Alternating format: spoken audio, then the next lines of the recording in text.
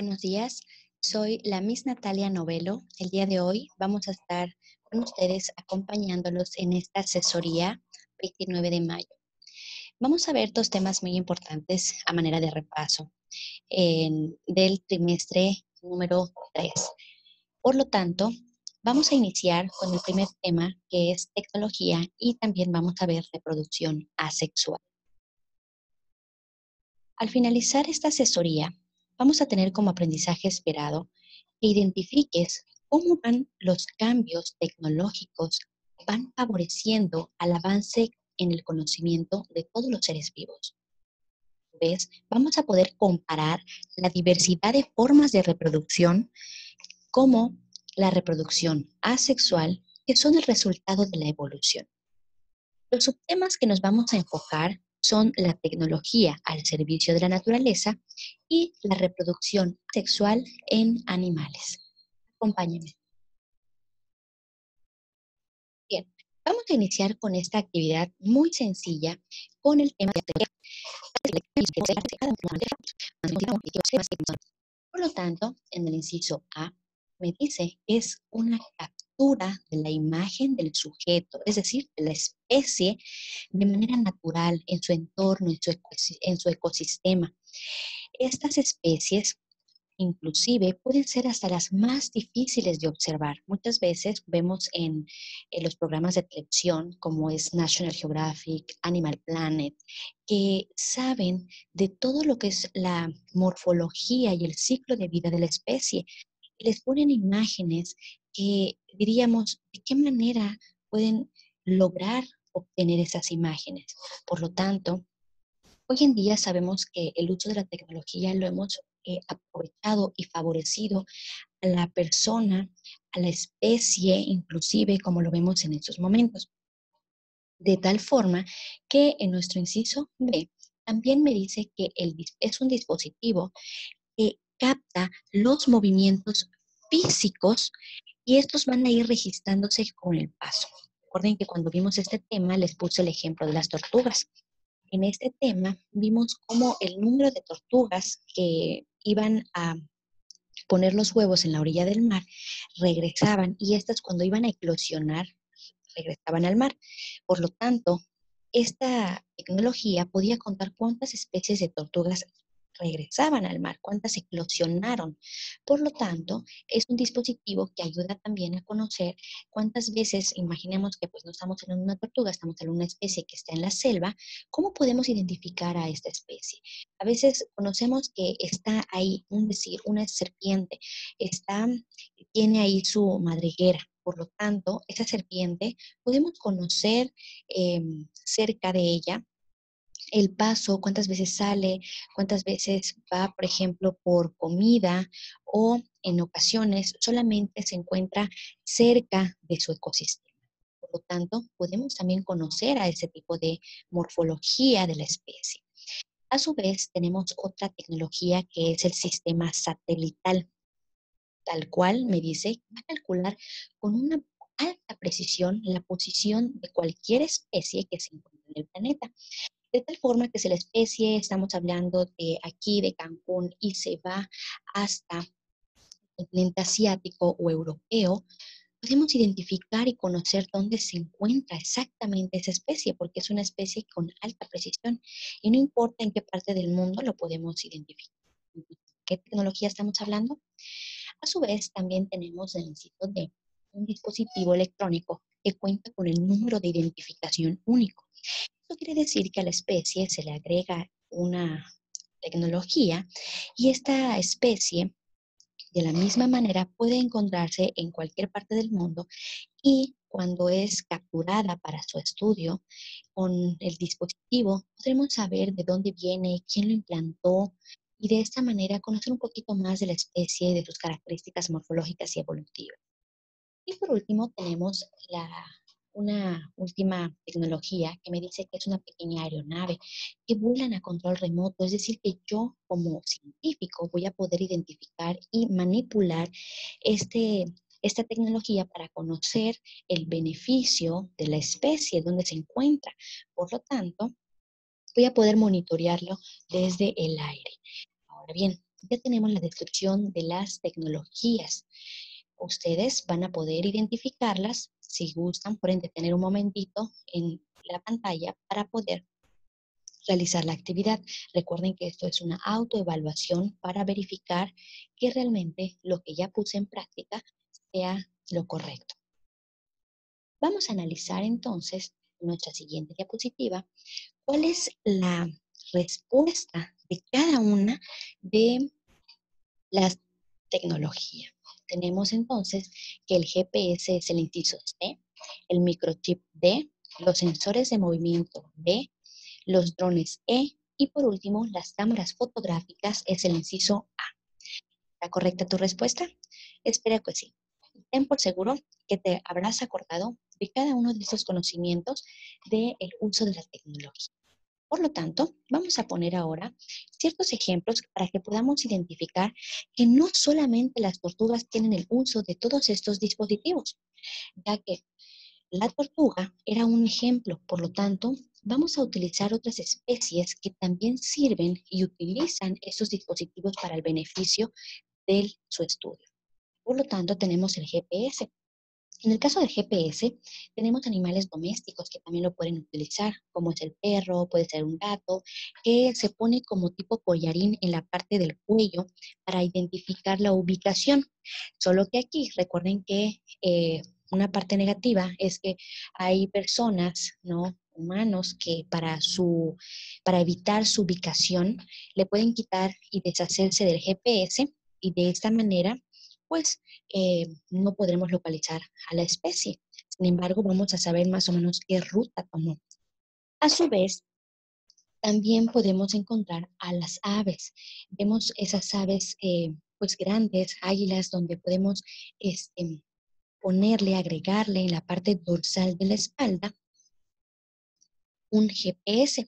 Este GPS no es incómodo para la especie, es un dispositivo que está diseñado para pues este tipo de animales, donde pues como ven, también está diseñado para el tipo de clima. Recuerden que siempre están expuestos al sol, a la lluvia y a altas temperaturas. Por lo tanto, a la especie no le es incómodo.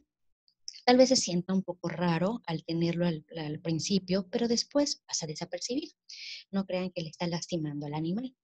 A su vez, también en el sistema agrícola vemos que también el ganado utiliza el GPS. En muchas ocasiones pueden utilizarlo en manada, se los ponen a los ganados para que no se pierdan. Recuerden que estos están siempre en espacios muy grandes y a la hora de localizarlos se les es difícil. Y por lo tanto, también se le puede agregar el tipo de collarín para identificar desde y monitorearlo desde un celular, dispositivo. Ahora sí que a la ruta que va siguiendo esta especie. Por lo tanto, el GPS también me puede dar cierta información como es la edad, el tiempo que tarda tal vez su recorrido, ¿no? Entonces, también están diseñados, recuerden, para lugares donde no hay tanta señal. Por lo tanto, es un dispositivo que me ayuda a conocer la ruta de la especie. También tenemos el microchip. En el caso del microchip, ustedes observan que tenemos a tres especies. En la primera especie vemos que está un ave mediana, porque los microchips normalmente se le agregan a especies pequeñas y medianas. Y de esta manera se le pone en una parte de la ala. El microchip no es molestoso, no se pone encima, es por dentro. Recuerden que el tamaño de un microchip es más o menos el tamaño de un arroz. Por lo tanto, la especie ni siquiera lo siente. Pero los científicos cuando vayan a capturar a la especie para conocer pues, prácticamente su morfología, entonces, estas especies lo que hacen es identificar primero si tienen microchip y a la hora de un sensor que va a verificar que esta especie lo tenga, pues se podrá retirarse e identificar inclusive cómo funciona como un código de barras donde podrán extraer todos los datos que contiene ese microchip. A su vez, también tenemos una abeja. La abeja, como ustedes observan, también tiene el microchip y dirán ustedes, se ve muy incómodo. Sin embargo, está diseñado también con un peso mínimo que ni siquiera lo sienta esta especie. Lógicamente no se le puede poner interna porque ahí sí es incómodo para la especie y se maneja siempre también en la parte dorsal del cuerpo de la abeja. A su vez, también tenemos en la parte de abajo el caballo. Vean cómo se le agrega un microchip. Esto recuerden que también consta del comportamiento de la especie, porque ustedes dirán, podrían ponerle un GPS. Sin embargo, dependiendo la actividad del caballo, es mejor ponerle un chip, ya que eso también puede ser molestoso a estas especies, ya que son especies grandes que no están acostumbradas y pueden ser fácil de mover. A su vez, nos pueden dar como resultado la procedencia también de la especie, dónde se encuentra, quién lo implantó y la misma manera la ruta con la que sigue. A su vez, tenemos sensores de infrarrojos. Estos sensores son o podemos encontrar ciertas especies y estas funcionan de acuerdo a un receptor y un emisor, es decir, captan el calor precisamente de estas especies, detectan a las especies por medio de una LED infrarrojo y un fototransmisor.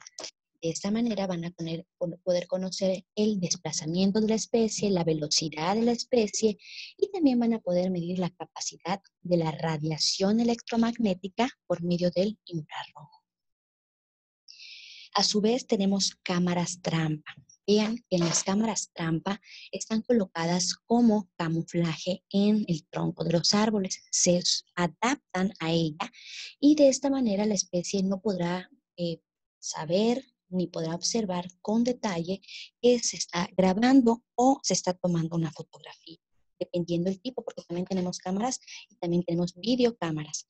Por lo tanto, ustedes observan que son colocadas por científicos para conocer un poquito más del ciclo de vida del animal.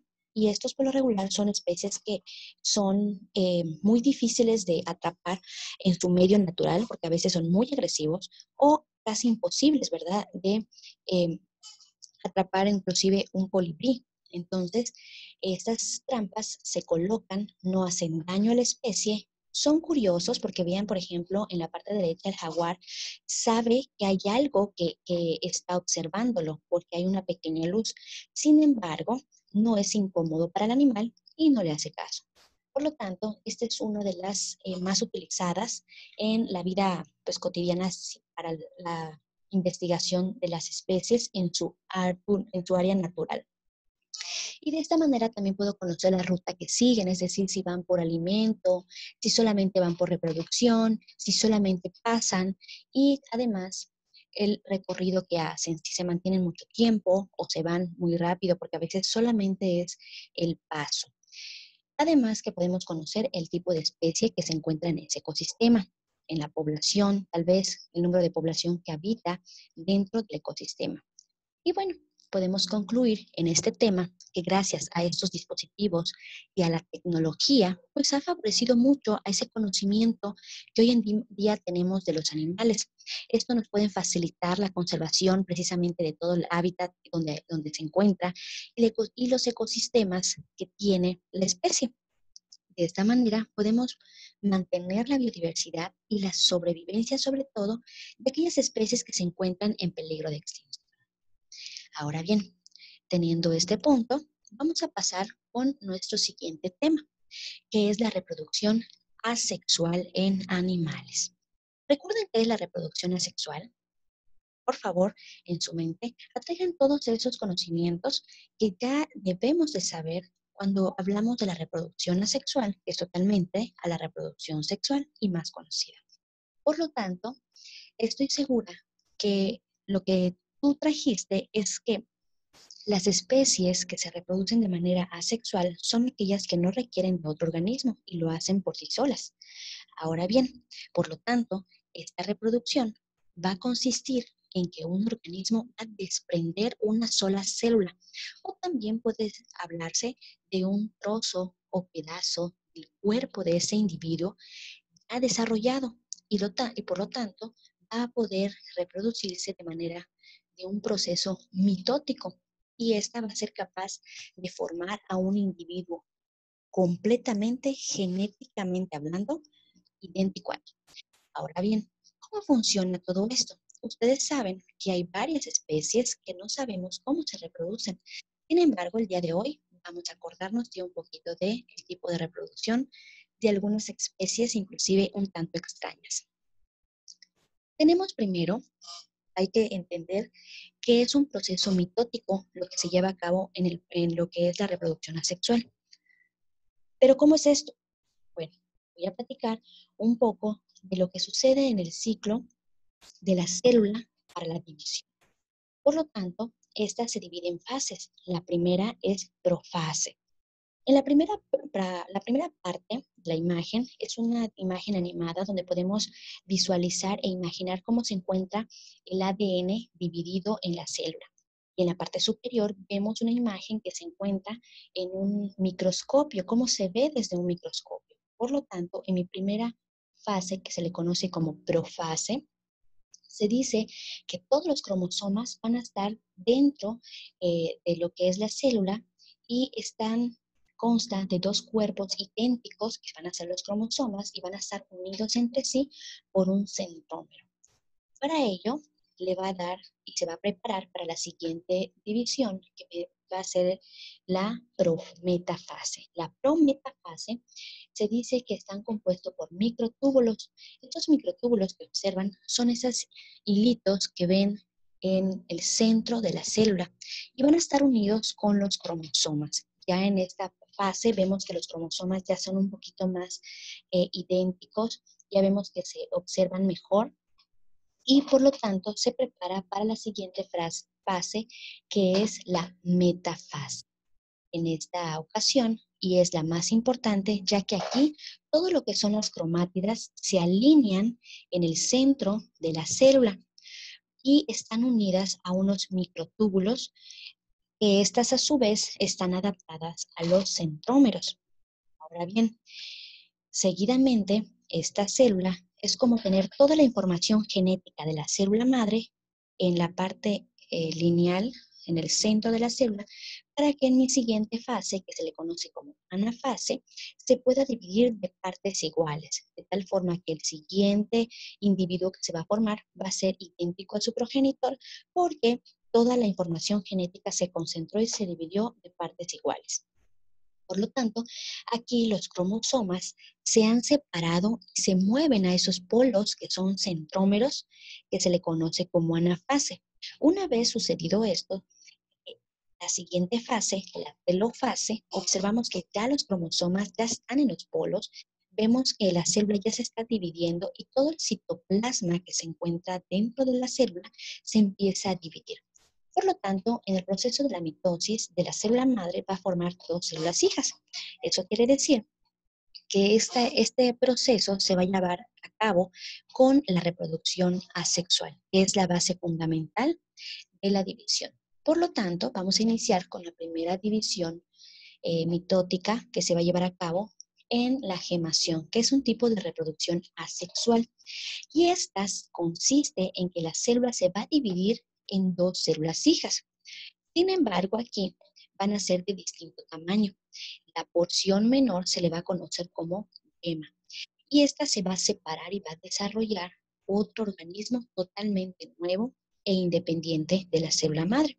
Tenemos ejemplos muy claros como son los corales, como son las esponjas. Vean en las imágenes que la reproducción asexual, en este caso, estas especies cuando se quieren reproducir, lanzan a un costado del cuerpo tal cual de la especie una yema para que ésta sea nueva. Recuerden que este proceso se lleva a cabo por una división mitótica.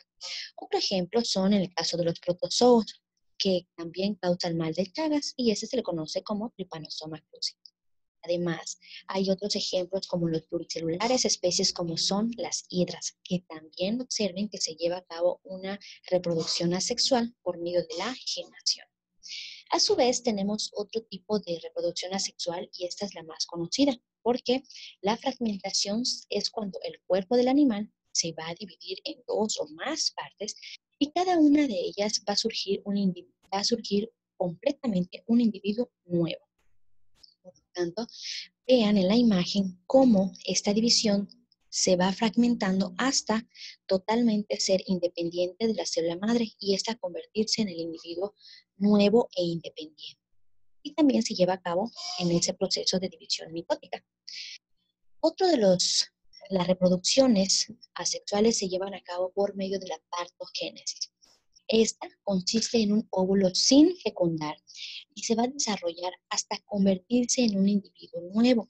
Vean, por ejemplo, en el caso de las ranas, que son unos huevecillos que al inicio están de manera natural y estas van a ir desarrollándose poco a poco hasta convertirse en renacuajos y a su vez de manera adulta, ya que recuerden que las ranas pueden reproducirse de manera sexual y asexual.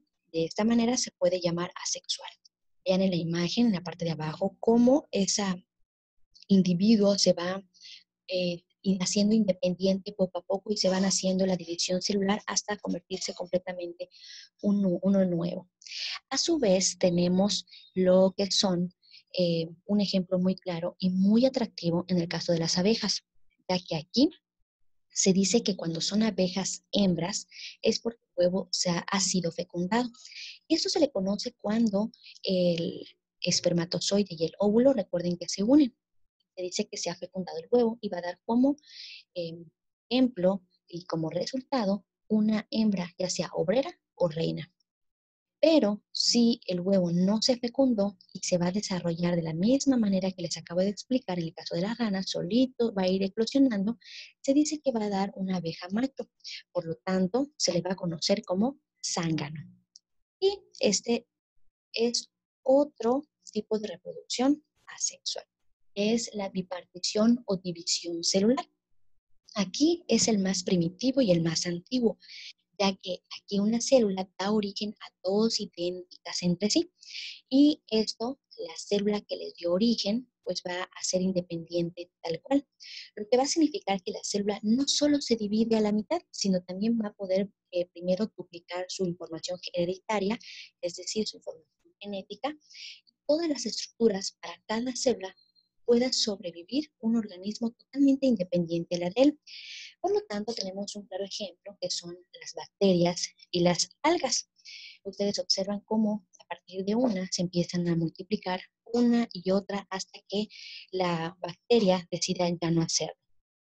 Asimismo,